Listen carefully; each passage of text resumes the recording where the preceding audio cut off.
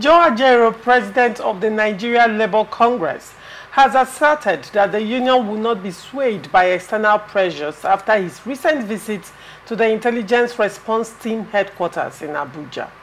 Ajaero, who was questioned by the police over allegations of terrorism financing, cybercrime, subversion, criminal conspiracy, and treasonable felony, arrived at the IRT office at 10:17 a.m.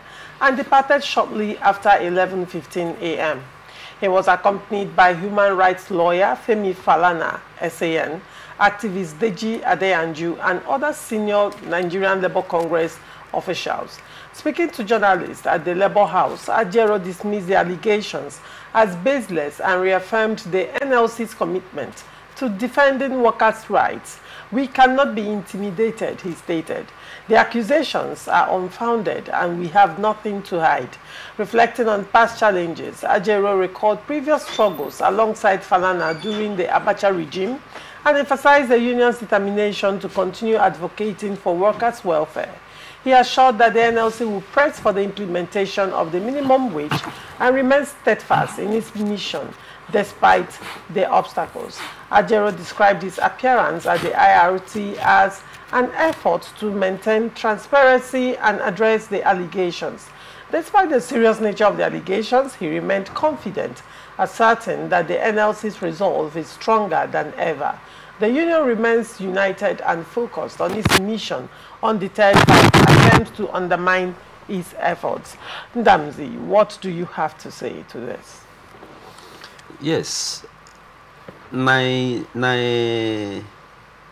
The Police Establishment Act of 2020, Section 4 particularly empowers the police force to maintain law and order in our society. And one of the procedures in maintaining law and order is that when a person is suspected to have committed a crime, at that stage, the person is a suspect. The police is within their rights to invite such a person, question the person, interrogate, and even go to the extent of investigating whether the allegations are true. If the allegations are true, the law allows the police force to take up action against such a suspect by way of charging the person for such crime as suspected. And also, Section 35 sub 2 of the 1999 Constitution allows any suspect either to make your statement or wait till your lawyer is present before you say a word to the police. It is not one of the duties of the police to compel a suspect to make statement. And the law also frowns on a police officer insisting on anyone writing statement without his lawyer. All right? So, in my opinion as a lawyer, I don't see anything wrong for the police to invite the NLC president if there is an information or he has been suspected to have committed an offense. The police didn't do wrong by inviting him. Look at those issues, question him, hear his answers, and possibly take a decision. And you can see they didn't hold him behind. That is to say, they have not found anything incriminating on him.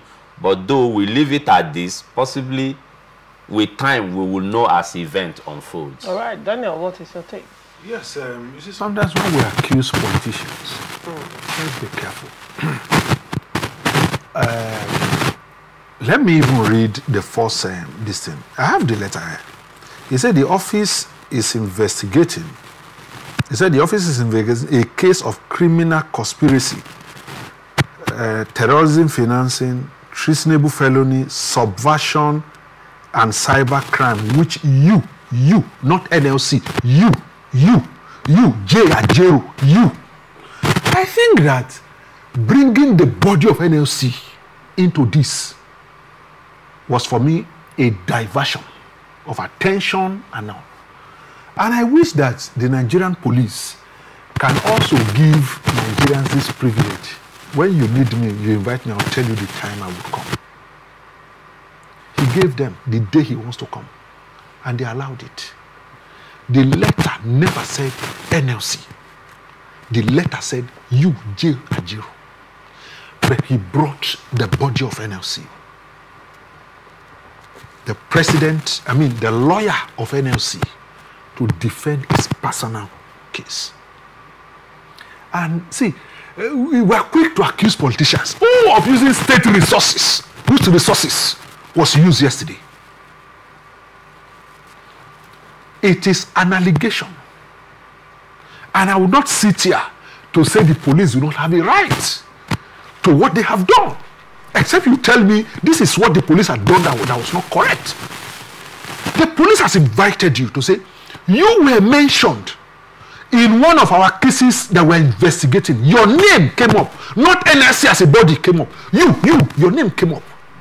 And then why bring up all the media attention and using the paraphernalia of NLC as a body to say you are marching to us to do what? That was wrong. And see, no, if it was politician, remember when Bukola Saraki closed the National Assembly to attend the case, we all lost to say no. Why would you do that? That place belongs to Nigeria. Same way, the Nigerian Labour Congress does not belong to Ajaero. There were several other presidents who had defended, even including the military era. So this idea that you were accused, you gave them time that you would go, you went there and tried to make it look like it was an NLC something. No, sir, it was not an NLC. And the NLC secretariat was raided. Why wasn't Joe Ajaero's house raided? The NLC secretariat does not house the NLC offices alone. It also rented some places for business. The secretariat was raided. NLC came out to say that their offices was raided. Hold on. Okay. Now you're saying that this police invitation was not to NLC, it was to Joe Ajaero. No, you can read it. You can read the letter. Hold on. Granted, I have the letter, a copy of the letter myself. The question is, if Joe Ajaero was mentioned, why wasn't Joe Ajaero's house, the person, the individual, raided?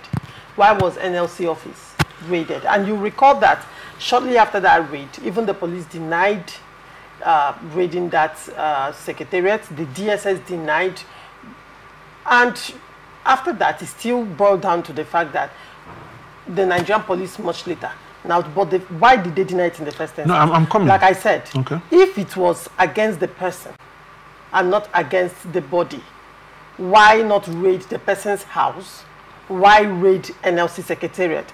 But you just have less than 30 seconds. Can you do that? No, first, I think that evidences or materials they are looking for might not be in his house. According to their traces, I wouldn't want to speak for the police. I'm not saying that what the police did was right. But I think they would rather go to places where they suspect that they could get the information that they were looking for. Well, don't you think by that singular action they roped in NLC into this matter? No.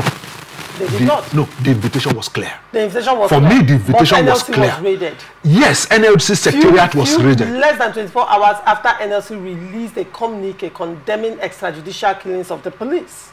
No, see. Less than 48 hours after NLC released a communique also condemning the actions of the government by not listening to the exact reasons for the protest. There were several CSOs who released statements. On. Then the question is, why are these CSOs working free? I think I think this invitation would later, like you said, we'll later find out what were the things. I don't think this is the end. No, of course, not at all. As time, I'm sorry, we are out of time.